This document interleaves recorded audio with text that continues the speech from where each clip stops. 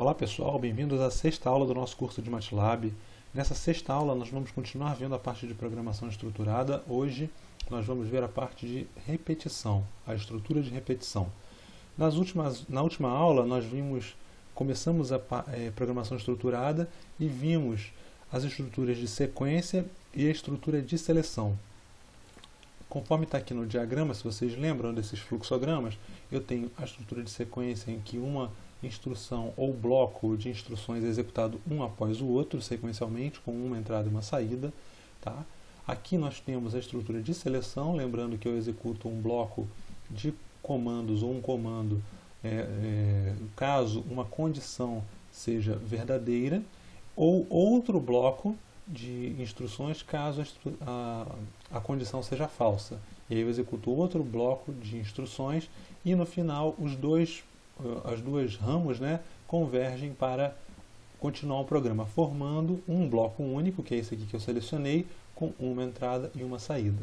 Tá? E agora nós vamos ver a estrutura de repetição. A estrutura de repetição permite que nós executemos um bloco de código repetidamente, conforme, no caso aqui eu estou mostrando uma estrutura em que é avaliada uma condição ao final e caso essa condição seja verdadeira, eu volto e executo um bloco de código ou uma instrução. Eu sempre falo os dois, mas eu posso falar genericamente um bloco de código. Um bloco pode conter uma única instrução ou um único comando. E aqui eu tenho outro tipo de estrutura de repetição em que eu primeiro avalio a condição e depois eu executo os comandos que eu desejar. Nesse caso aqui eu vou sempre executar pelo menos uma vez esse bloco. E nesse caso aqui, pode ser que eu nem chegue a executar esse bloco. Pode ser que eu já verifique a condição como sendo falsa e passe para a estrutura seguinte. Repara que se eu pegar esse bloco que representa a repetição, eu tenho uma única entrada, uma única saída, formando um bloco de código. E aqui a mesma coisa, eu também tenho um bloco com uma entrada e uma saída, um único bloco de código. Então com isso aqui a gente completa a nossa parte de estruturas. Como é que isso vai funcionar no MATLAB? Dentro do MATLAB, eu vou seguir o exemplo que eu já estava fazendo do cálculo de máximo e mínimo, servindo como motivação, e aí a gente vai ver como é que o loop for, que é o primeiro que eu vou ensinar, como é que ele vai se comportar. Então, eu mostrei aqui na figura, nos fluxogramas, eu mostrei dois tipos de repetição em que envolve a avaliação de uma condição. Muitas linguagens provêm um for especial, em que um loop, uma estrutura de repetição especial. Eu vou falar loop de vez em quando, tá, gente? Loop, estrutura de repetição é a mesma coisa. Então, um loop que é numérico, ele repete um determinado bloco de instruções para n vezes que eu determino através da sintaxe da linguagem. O MATLAB permite fazer isso, e a instrução for faz isso. Tá? Eu vou começar repetindo o exemplo da última aula, em que a gente calcula o máximo entre três números. Eu vou começar com A igual a 1, B igual a 3, C igual a 2, e aí eu vou calcular o máximo entre os três. Eu vou usar o algoritmo que a gente já conhece, dizendo que maior igual a A, e aí se B maior do que o maior, então o maior é igual a B, recebe B. E, do contrário, se passado disso C for maior que o maior, então o maior é o C.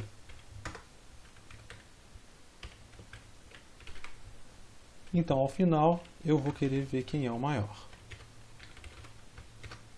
Lembrando que a instrução disp vai colocar um valor no prompt do MATLAB. Então, com isso aqui, eu vou conseguir calcular quem é o maior. Vamos para o prompt do MATLAB. Vou aqui, aula 06. Rodei meu script e eu tenho que o maior, ele colocou aqui o número 3, que é o maior dos valores. Se eu trocar aqui, por exemplo, colocar A igual a 3, B igual a 1, eu continuo com o código funcionando igual, não tem problema nenhum. Beleza. Agora é o seguinte, eu vou fazer uma coisa um pouco diferente. Eu quero calcular, a gente já calculou o maior entre dois números e entre três números. Agora eu vou calcular o maior entre n números. Esses n números vão ser representados por um vetor. Então eu vou ter um vetor v igual a... Vamos colocar aqui coisas aleatórias aqui, vamos repetir o exemplo que eu estava fazendo até agora. Tá? Vamos começar por isso aqui, e aí a gente evolui na sequência. Para eu resolver esse problema, basta que eu mude os nomes das variáveis aqui. Em vez de A é V1, em vez de B é V2, e em vez de C é V3. Lembrando que isso aqui eu estou substituindo pelos valores armazenados no vetor, tá? E aqui eu tenho V1, V2 e V3. Ok, com isso aqui eu vou poder executar o código e continua funcionando normalmente, conforme a gente já programou. Se eu mudar aqui, por exemplo, para 5, eu vou ter que agora o novo maior é 5 e ele executa corretamente. Tá bom, só que se eu acrescentar mais um número aqui, o que vai acontecer? Eu vou continuar resolvendo para 5. Repara que ele atualizou a variável corretamente aqui, mas o valor retornado é 5, que obviamente é errado, porque o maior agora é 10. Por que isso acontece? Porque eu restringi o meu cálculo a apenas 3 posições do vetor. Eu só olho V1, V2 e V3. É claro que eu poderia repetir novamente esse trecho de código e colocar V4 aqui, e ele passaria a funcionar. Só que isso, obviamente, não é escalável, né? A gente não consegue ir ad eterno. Do jeito que ele funcionou, retornou 10, mas se eu tiver agora um vetor de 100 posições, de 1000 posições, eu não vou repetir o código 1000 vezes. Óbvio que não. Então, que eu vou usar a estrutura de repetição, que é o que eu vou ensinar agora. Então, o loop for, ele funciona da seguinte maneira. Eu faço for i igual 1 até 4. Ainda não resolvi o problema completamente, tá? Então, aqui dentro, onde eu estou escrevendo aqui agora, né, nessa posição, o que vai acontecer aqui é o seguinte: eu vou executar um código e para cada execução do código eu mudo o valor de i.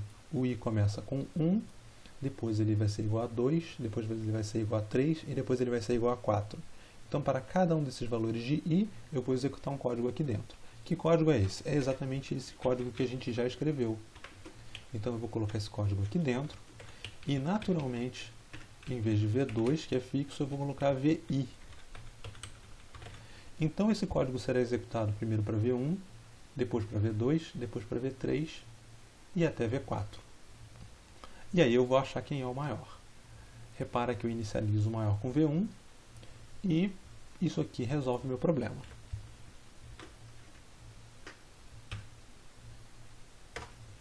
Muito bem, executei o código e o maior deu 10 novamente.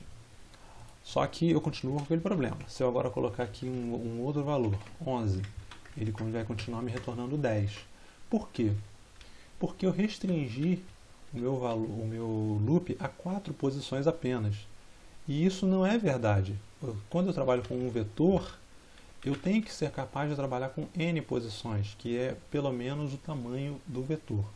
E eu sei como pegar o tamanho do vetor. O tamanho do vetor é dado pela função length v.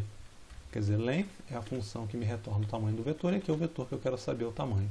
Pronto, com isso aqui eu consigo ir com minha variável i variando de 1 até o tamanho do vetor e com isso eu vou substituir o i adequadamente por todos os valores ao longo do vetor. De 1, no caso, até 5. V1, V2, V3, V4, V5. Tá? E com isso eu consigo calcular quem é o maior sem nenhum problema. Vamos agora verificar como é que ele está funcionando. Ótimo, ele retornou 11 conforme esperado.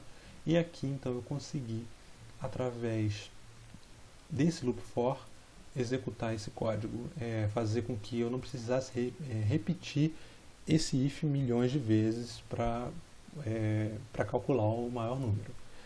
Com isso eu consigo continuar inserindo valores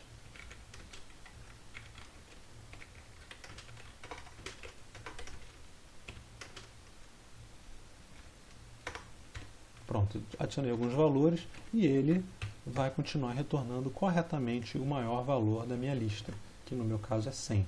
Tá?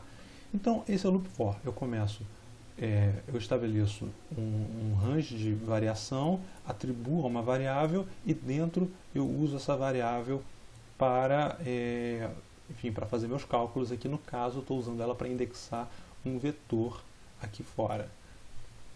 Ótimo. Vou fazer o seguinte agora, eu vou colocar isso aqui dentro de uma função, vou tirar daqui, colocar dentro de uma função que a gente já convencionou chamar de máximo, e aqui eu vou colocar function maior igual máximo de v. E aqui repara o seguinte, que eu estou sempre dando esse espaço aqui inicial. Isso aqui se chama indentação, e eu sempre faço isso para que o código tenha uma visualização mais fácil. Quer dizer, eu vou, com um código tão pequeno, isso é até fácil manter ele na cabeça, mas códigos maiores é muito fácil. Qualquer problema que a gente queira resolver com o MATLAB é muito fácil ter 100 linhas. 100 linhas é pouco para um código, tá? Mas é muito fácil ter 100, 200, 1000 linhas. É muito fácil um programa chegar em 1000 linhas. Então, o que vai acontecer? A gente vai sentir falta, se tiver tudo plano, vai ficar muito difícil ler o código. Então, essa indentação é o que nos ajuda a ler o código de uma maneira mais estruturada, de uma maneira mais organizada. Então, é sempre importante a gente manter essa maneira de organizar o código. Tá? Com isso aqui salvo, eu vou voltar aqui na minha função. Vou voltar aqui na minha função, no meu script, e vou dizer que maior é igual ao máximo de v. E com isso, ele continua funcionando normalmente, ficou transparente. O que aconteceu foi que eu estou fazendo maior não, né? Maior. Agora sim. E o que eu estou fazendo aqui é o seguinte, eu troquei 6 linhas, eu troquei aqui 1, 2, 3, 4, 5, 6 linhas de código por apenas uma linha de código, que é exatamente essa linha aqui. Então sempre, gente, vamos fazer isso. Sempre que a gente tiver uma funcionalidade que for ser reutilizada, a gente encapsula numa função e usa essa função, porque isso vai nos ajudar a escrever menos código e manter o nosso programa pequeno, manter e reutilizável. Isso é muito importante. Com o tempo vocês vão ver que, conforme vocês usem mais o MATLAB, programem mais, vocês vão ver que isso é uma coisa muito importante. Tá bom. Agora nós vamos fazer o seguinte, nós vamos ver um outro tipo de loop, que é o loop while. O loop while é o que realmente se parece bem mais. Na realidade ele é representado por esse diagrama aqui, tá? Esse aqui é um ótimo representante no loop while. Em que acontece o seguinte, enquanto uma condição for verdadeira, ele fica repetindo um bloco de código. E quando essa instrução for falsa, ele sai e volta a executar o fluxo normal do programa. Então vamos fazer isso. Para fazer esse loop while, eu vou propor um outro problema. O primeiro problema foi a gente achar o maior, né? Agora eu vou propor o seguinte, para um valor limite, eu vou definir que eu quero regerar um novo vetor a partir do vetor que já existe, tá? E quando ele encontrar um número que seja maior ou igual a um determinado valor limite, eu quero que ele pare e retorne o vetor que ele leu até então. Vamos fazer isso então, tá? Então o que eu quero? Eu vou querer um vetor, eu vou inicializar, vou chamar esse vetor de y, eu vou inicializar ele com um vetor vazio, e eu vou dizer que o meu limite é igual a 20. Então eu quero o seguinte, eu quero ir pegando os elementos desse vetor, e quando ele achar um valor que seja maior ou igual a 20, ele para e retorna o que ele leu até então, sem incluir esse valor que é maior ou igual. Então ok. Como é que eu faço isso? Eu vou dizer que enquanto o meu valor vi for menor do que o meu limite, então o que eu quero? Eu quero que yi igual a vi. Ou seja, eu estou copiando para dentro de y os valores de v tais que vi seja menor do que o limite estabelecido. E a partir daí eu fecho e vou ter não maior aqui, mas eu quero mostrar quem é o y. Tudo bem, qual é o problema que tem aqui? Eu ainda não defini quem é esse i. Como eu quero começar de 1 e ir até o final do vetor, ou pelo menos ir até a condição, eu vou dizer que meu i é igual a 1, isso é o suficiente. E eu não posso esquecer, eu vou deixar esse código por enquanto desse jeito e vou mostrar para vocês uma coisa. Se eu executar ele desse jeito, olha só o que acontece. Aula 06. Repara que ele não retornou. Ele não retornou nenhum valor. Por quê? Porque esse código está travado agora. Ele está travado numa coisa chamada loop infinito. Eu vou sair dele com Ctrl C. Tá? Ele está dizendo uma linha aqui, linha 10. Repara, a linha 10 é exatamente o fim do loop aqui. Ele ficou executando esse loop infinitamente. Por quê? Porque eu estou fazendo uma comparação entre o VI, que é 1, e o valor limite, que é 20. Então, 1 é menor que 20, então ele fica sempre, essa condição ela é sempre verdadeira, e eu fico aqui reexecutando essa atribuição o resto da vida. Por quê? Porque i não está sendo atualizado, i é sempre 1. Então eu preciso atualizar i igual i mais 1. Com isso, agora o código vai funcionar, e eu retornei todos os valores, tá vendo? Até o 11, tais que os valores são menores que o valor limite estabelecido, que é 20. Tá? Se eu colocar um valor limite maior, do tipo 30, o que vai acontecer agora? Repara que ele foi até o 12, tá? Que se nós formos observar exatamente o que está antes do 45, que é o primeiro número maior ou igual a 30. Então, a gente já cumpriu a nossa missão, tá? A gente já conseguiu fazer com que esse loop retorne o vetor, exatamente o vetor que nós desejamos, que é lendo todos os valores até um valor que seja maior ou igual ao valor limite, e ele retorna esse valor, printa para a gente. Tá bom, agora o que acontece? Eu tenho um problema aqui que é, se eu colocar aqui, por exemplo, o limite 200, se eu colocar esse limite 200, o que vai acontecer é que eu vou ter um erro. E por que eu tive esse erro? Porque, repara, eu não tenho nenhum valor aqui dentro que seja menor que 200, que seja maior ou igual a 200. Então, o meu critério de parada nunca é atingido, todos os valores são menores. Só que diferente do caso em que eu não atualizava o i, aqui aconteceu que eu estou atualizando o i e ele chegou no fim do vetor. Esse vetor aqui tem quantas posições? 1, 2, 3, 4, 5, 6, 7, 8, 9, 10, 11.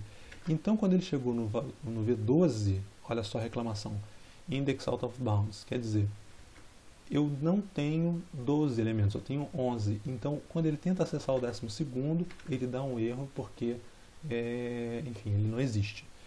Então, para evitar esse problema, o que eu tenho que fazer? Eu tenho que colocar uma nova condição aqui. Essa condição é qual? É aqui i é menor ou igual ao length de v. No caso, eu tenho que usar o operador e. Repara o seguinte, isso só vai funcionar porque esse operador e, 2e's, que é aquele de curto-circuito que eu falei, significa que quando essa expressão for avaliada, se ela for falsa, imediatamente eu nem avalio essa aqui.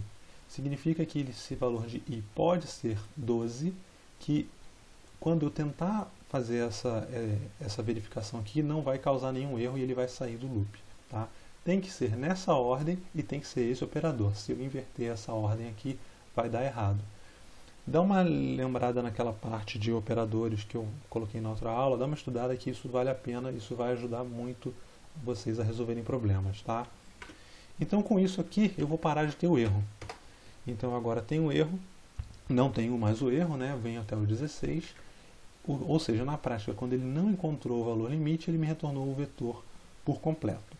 Uma coisa que eu vou mostrar para vocês é o seguinte, aqui eu estou tendo que prestar atenção em um monte de guardas aqui, né? Um monte de condições que eu preciso observar para que ele não faça nenhuma besteira. Uma das coisas que pode me ajudar é eu reescrever esse loop while como um loop for. Tá? Isso é possível, nesse caso é possível. E aí como é que eu faço isso? Eu posso, em vez de usar o while dessa maneira, eu posso escrever dessa maneira aqui, for, Estou mantendo aqui em cima, tá? Estou mantendo esse código aqui em cima, só para vocês terem uma noção, poderem comparar como é que é. Depois eu vou tirar ele daí. Então, for i igual, eu quero ir de 1 até o tamanho de v. E o que eu vou fazer? Eu vou fazer aqui yi igual a vi. Só que apenas se vi for menor do que o limite.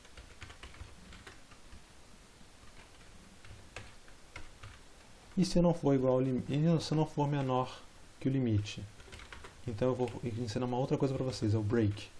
O break faz o seguinte, não importa o que estiver acontecendo no loop, quando eu encontro o break, ele sai do loop e vem para a primeira instrução após o loop, que no caso vai ser o disp y. Tá? Então o que está acontecendo aqui? Estou entrando no loop, ele vai fazer de 1 até o tamanho de v, tá? Mas se ele encontrar, enquanto for menor que o limite, ele vai ficar testando. Se for menor que o limite, ele continua incrementando, né, colocando mais valores em y. Mas na hora que ele encontrar o limite, na hora que essa condição for falsa, ele encontrou o limite, ele break, né, sai do loop, ele vem embora e faz o disp. Com isso, eu eliminei a necessidade de fazer esse teste, porque o loop for já me garante o tamanho. Então é uma coisa a menos a pensar. Tá? E aqui é o teste que eu tenho que fazer mesmo, que é o meu critério de parada, eu não tem jeito, eu vou continuar fazendo ele. Tá aqui. Vamos comentar. Repara que eu também não preciso declarar o i fora, tá? Não preciso fazer essa declaração. Eu vou tirar esse código daqui e ele tem que funcionar também, tão bem quanto do lado de cá. Realmente ele funcionou, veio até o 16, não deu erro, tá? Mas agora eu vou diminuir esse valor aqui para 20 e vamos ver se ele continua com o comportamento correto. Ah, repara só, eu esqueci de colocar o ponto e vírgula em algum y aqui. Aqui, ó. Então agora... Mas que legal, olha só, porque eu esqueci, ele foi mostrando passo a passo de como ele foi colocando os valores em y até achar o 23, né? E aí ele retorna o valor que a gente espera. Mas se a gente não quiser isso, basta colocar o ponto e vírgula, pronto. Ele está executando direto aqui. Então eu consigo trocar um loop while por um loop for, tá? Conforme eu mostrei aqui. Vocês podem voltar um pouquinho o vídeo e comparar as duas versões. Muitas vezes é interessante fazer isso porque ele nos ajuda a controlar menos coisas. O loop while a gente tem que controlar mais coisas. Existem situações em que o loop while cai como uma luva e a gente é melhor a gente ficar com ele e não ficar tentando fazer esse tipo de transformação, tá?